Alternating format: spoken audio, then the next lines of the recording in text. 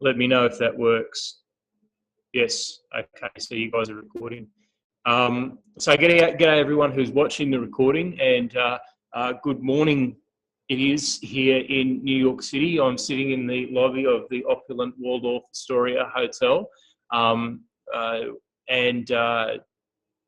it's time for a somewhat delayed advanced statutory interpretation tube. I'm terribly sorry to those of you who tried to make it yesterday, but it turned out someone else was using the Zoom channel. What we're going to do today is try and cover off on material from week 3 and 4 that people are interested in and want to ask about. But before we do that, I'd like to have a bit of a general chat about assignments. We haven't really, normally I would have a bit of a chat about assignments before we start recording. We haven't done that this morning or tonight. What I would like to do is ask anyone who's here to fire up any questions that you don't mind asking in the recorded environment, and then once the recording is stopped at the end of the shoot, there'll be another opportunity to ask questions. So does anyone have any questions about how the assignments progress?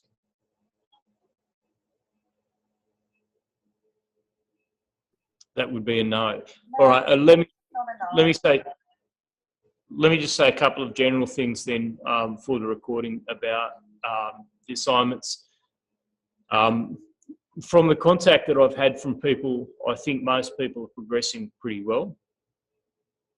Those of you who haven't contacted me yet, it's probably not a bad idea at about this point to just flip me an email to my Gmail account, so anthony.marinac@gmail.com, to let me know what area of law you're looking at reforming and what sorts of sources you're using to try and get there.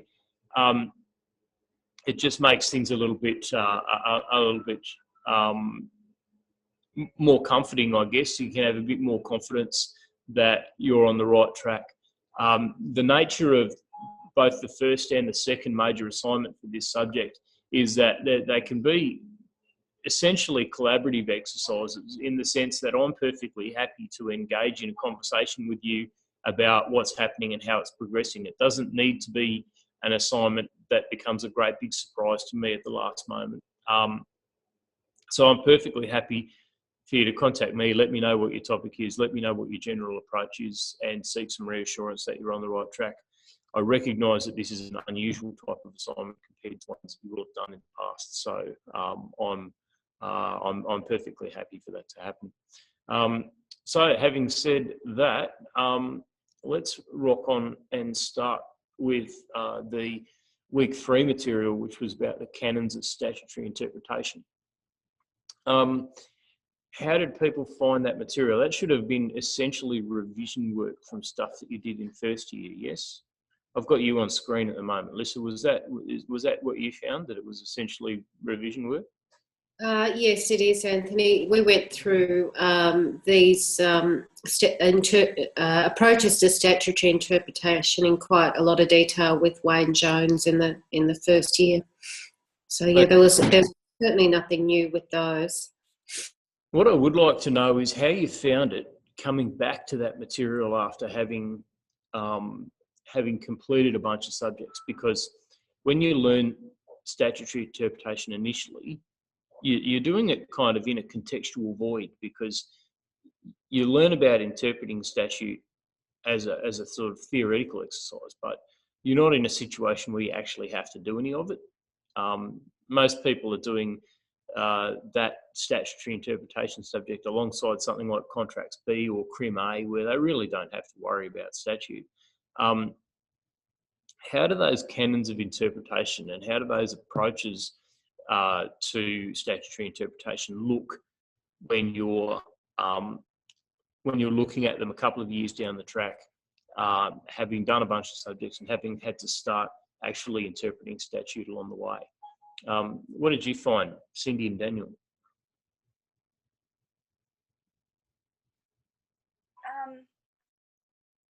I actually found no difference at all, probably because my previous job, it was a large part of my job was actually interpreting statutes. So and when you're doing that, do you tend to use the canons of statutory interpretation overtly? Do you? Yes. You do? And to what extent are you taking a purposive approach when you're interpreting legislation professionally? I had been. It was in the asbestos area, so a lot of it was new and changing, and there were a lot of kinks in the legislation at that time.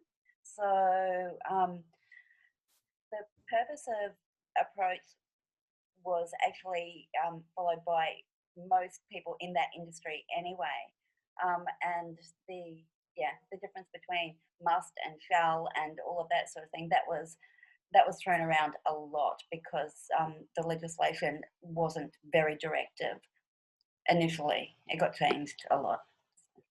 Well, and that's quite often the process when you get new legislation, is that it has to be sort of bedded in, and that can take 3 to 5 years because you need a few key cases where everything goes wrong for the courts to come in and set some authoritative interpretations of the material that you're looking at, which gives everyone else a bit more of a steer. But in that early time, the purposive interpretation is all that you've got.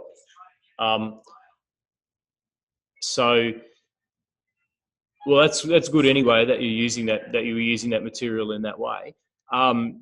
Does anyone have any questions to hit me up with about that material? I figure we can move through that fairly quickly because it is all quite familiar.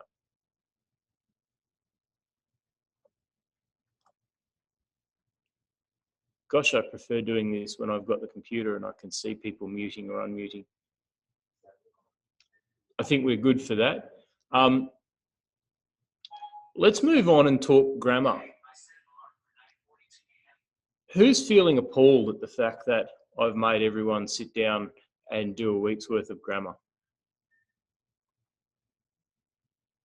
I actually had to laugh because right at the beginning of your lecture or podcast or whatever, you made it very clear the distinction between old people and young people. So thanks for that. Yeah, I kind of got it already. So you're saying you're also one of the old people, are you, Cindy? Very much so, yeah. What does that make me then? Yeah, you Well, young, young Gen Ys who can't use the language properly.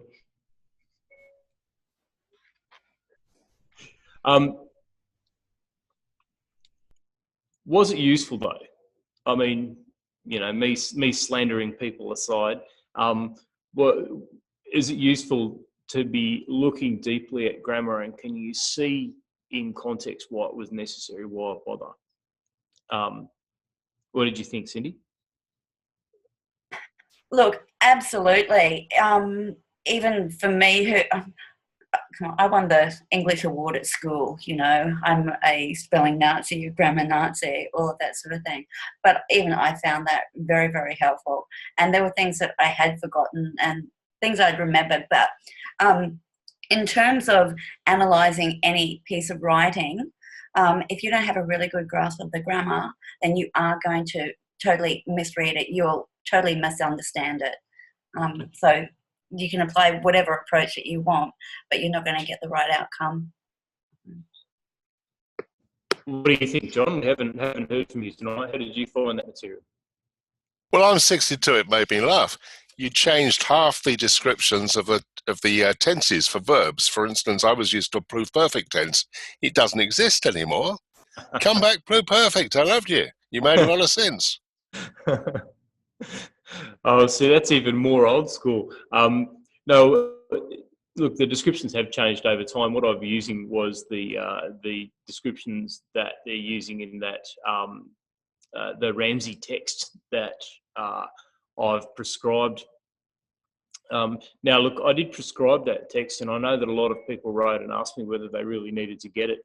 Now that you've had a look at the week 4 material, people who are watching the recording will be able to decide for yourselves whether you do need to go out and get that text if you haven't gotten it already. Honestly, if you found any of the material from week 4 challenging, then the reality is that you need to go and get that text, because what Cindy said a few moments ago is absolutely correct. If you can't use grammar at a professional level, then you can't be a lawyer, because if you've got operative provisions with verbs in different tenses, they mean different things. And I was just reflecting earlier in the week, I did a tute for contracts law, and we were talking about misrepresentation. And I don't know how many of you will be able to dredge your minds back to Contracts B, which probably seems like an awfully long time ago right now. But when you're talking about misrepresentation, a misrepresentation has to be a statement about a present or future fact. So a misrepresentation is typically going to be in one of the present tenses or one of the future tenses. If you're not able to pick tense up effectively from language, then there's an entire area of law that you're going to botch up, because the time space in which a sentence is placed by the tense of the verb is going to change its legal effect in that situation almost immediately. So it's important material. What I would caution people about, though, is what I found when I ran this subject for the first time last year, is that there were plenty of people, particularly younger students, who looked at this material and said, wow, this is awesome, never looked at this stuff before, it makes a lot of sense. And then when they came to the assignment and completely ignored all that stuff and just wrote an assignment based on the language as students customarily use it. What I would suggest is that unless you're trying to blast the assignment together in the last 24 hours, it's worth taking one of your drafts and sitting there with a few good dot points from the grammar material and asking yourself, have I actually applied this material? You know, am I using problematic words? And if I am I using them correctly? Have I mixed tenses up within a sentence? Because you'd be surprised how often that happens. It really is worth going over and screening the work just for grammar, unless you've got a grammar and spelling Nazi like Cindy, who's handy and can do that for you. I always used to use my mum when I was a student because she's a spelling and grammar Nazi as well. But what I would say is don't treat that material like theoretical material. It's essentially practical material. You need to write like this, and if you can't do it, then you need to learn to. I'll put everyone on fair notice that for those of you who've studied with me before, for those of you who've done evidence or contracts or something with me before, you will be surprised and probably appalled to find when you get your first assignment back that for the first and second assignments for this subject, I am unreasonably strict about grammar and spelling, because the grammar and spelling is not just a background professional skill for this subject, it's an intrinsic part of the material. And so I will be genuinely looking to see whether people have gotten this stuff right. And if people start drafting shalls into their final legislation, for instance, then that's going to raise my eyebrows unless it's justified. If people do start mixing up tenses, then that's going to be something that I will draw attention to, whereas I would probably just skip over it in terms of an evidence assignment.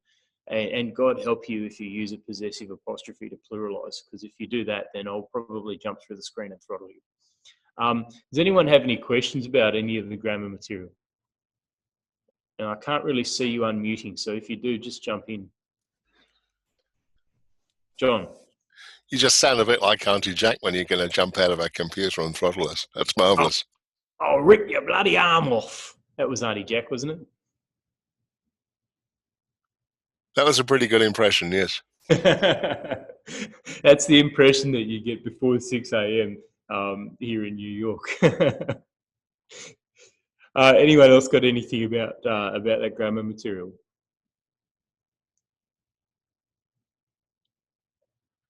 All right. Well, sorry, Lisa. No, I was just going to say no questions. Thanks. Well, we're starting to run into what might seem like the world's shortest tute, because that pretty much covers off on the material. Does anyone have anything in general that you want to hit me out with? Yes, Anthony, I had some general questions. Go for it. Just curious, I know that in the assessment criteria that it talks about, looking at past cases to, get your justification for law reform. But is it also relevant to quote like statistics, other reports?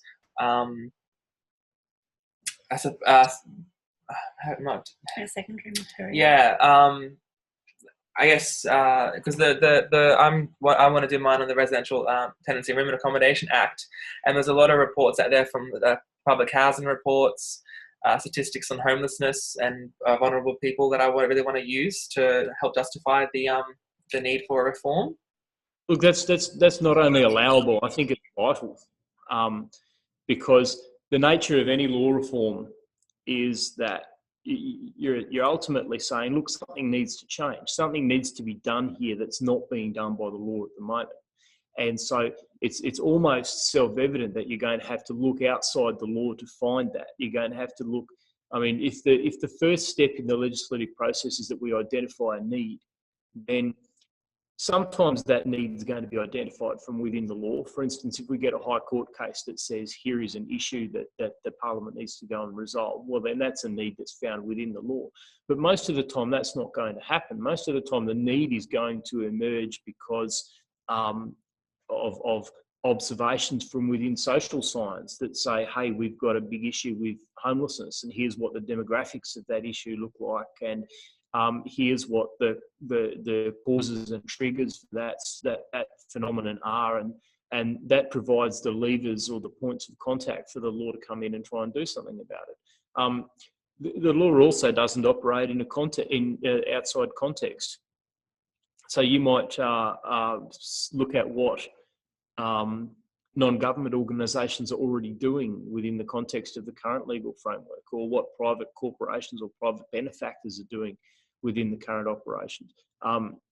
You might be looking at secondary material that tells you what sort of people are involved in what sort of tenancy arrangements. All of that material is going to be stuff that you may well quote or refer to, not only in your initial cabinet submission, but also more than likely in the explanatory memorandum, where you're explaining to readers in the explanatory memorandum why it is that the legislation was necessary, why it takes the shape that it does, and also almost certainly in your second reading speech when you come to assignment 2. Because remember, the second reading speech is the minister essentially saying, this is why the government considers that this legislation needs to be implemented. And so it's almost going to be, almost necessary to reach out beyond the law and say,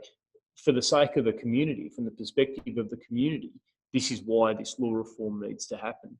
I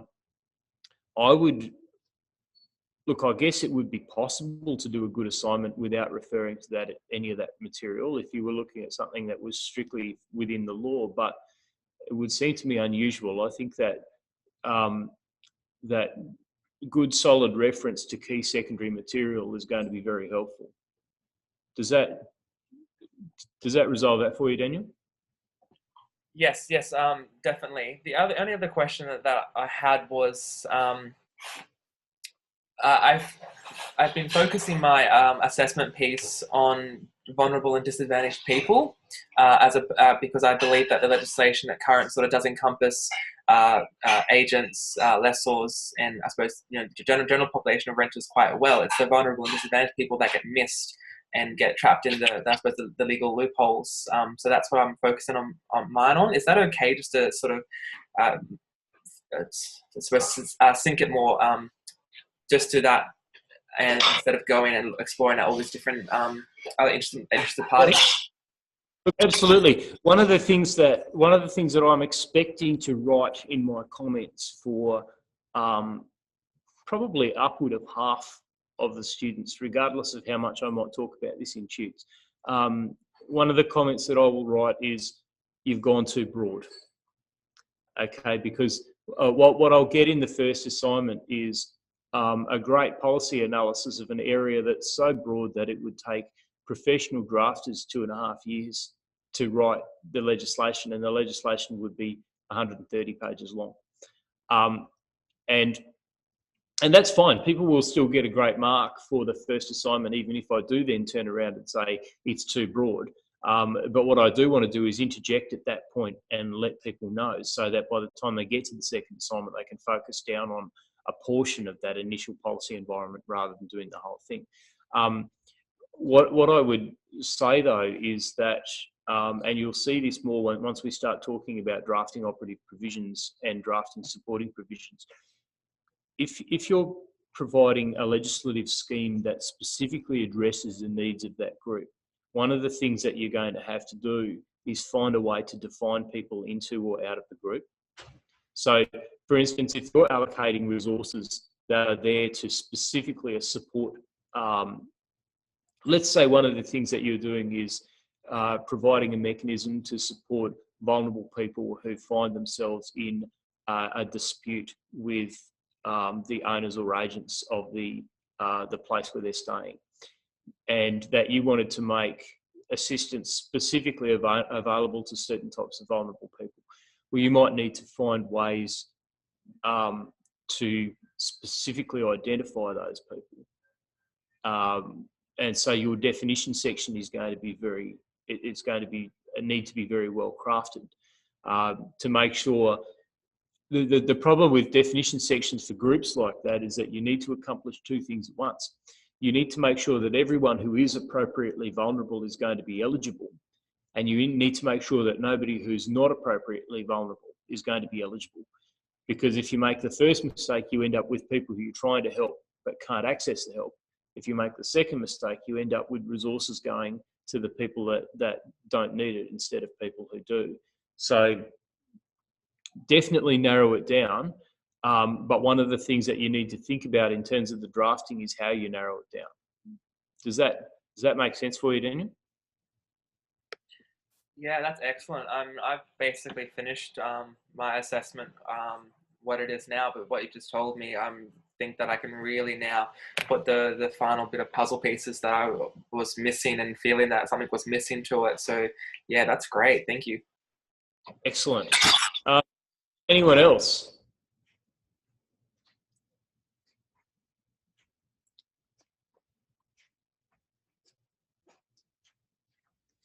No? All right. Look, one of the things that I'll say before we sign off is, for those of you who I haven't had any contact with at all, for those of you who either haven't made any Moodle postings or haven't contacted me about your assignment or whatever, I get back to Australia in a couple of days' time, and you can look forward to getting an email or a phone call from me, because I start to worry at this point if there are people in this subject that I haven't heard from at all, from the perspective that I do want to know that people's assignments are progressing, but also all of a sudden we're a third of the way through the subject, and if people haven't started participating either on Moodle or in these discussions, then it's going to be time to start participating soon, in order to make sure that the participation mark doesn't get away from you. Look, a few people have asked me about the participation mark. I think, Daniel, you were one of them. And look, what I would say is there's no magic number. There's no, I'm not sitting there and saying, oh, well, if somebody makes X number of Moodle postings, then that's going to earn them X or Y mark. What I would say is that if during the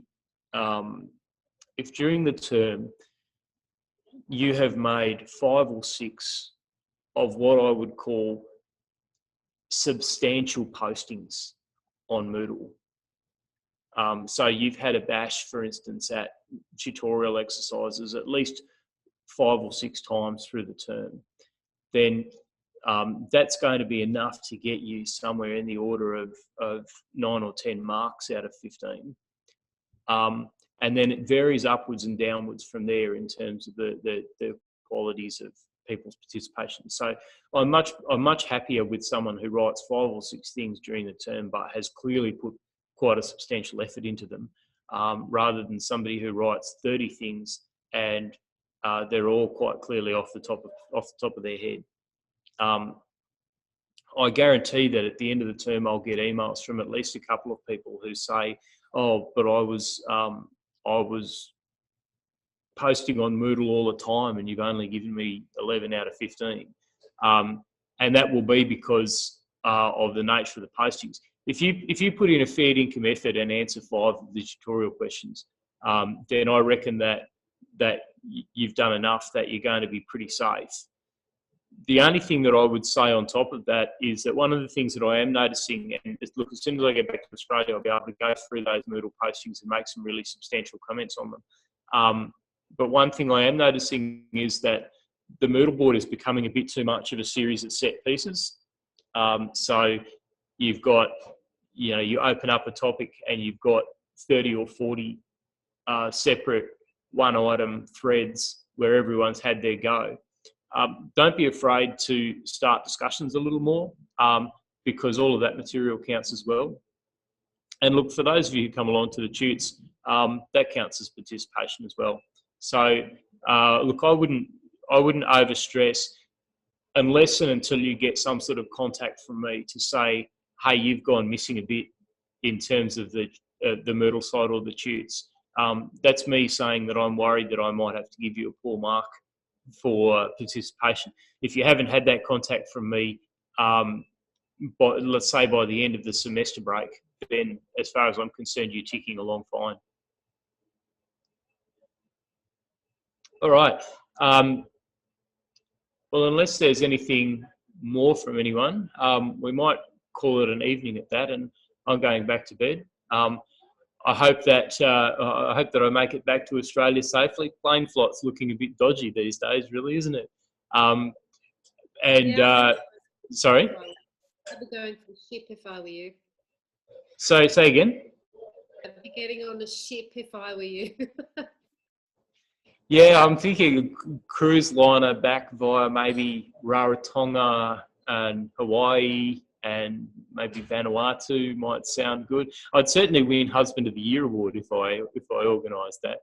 But I'm not sure how I would go in terms of actually helping you guys out. So why don't I put it this way? The only reason that I'm not taking a cruise back to Australia, the only reason that I'm undergoing the perils of potential plane flight is because of my commitment to you guys.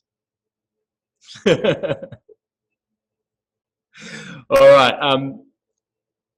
I am still getting emails reasonably regularly. So if you're running into dramas with your assignments, anthony.marinac@gmail.com will get me pretty much wherever I am. I'll be back in Australia in a few days' time. You'll see me back on the Moodle boards making comments. Don't leave it to the last minute with your assignment. I recognise that these assignments are weird, and I'm here to help.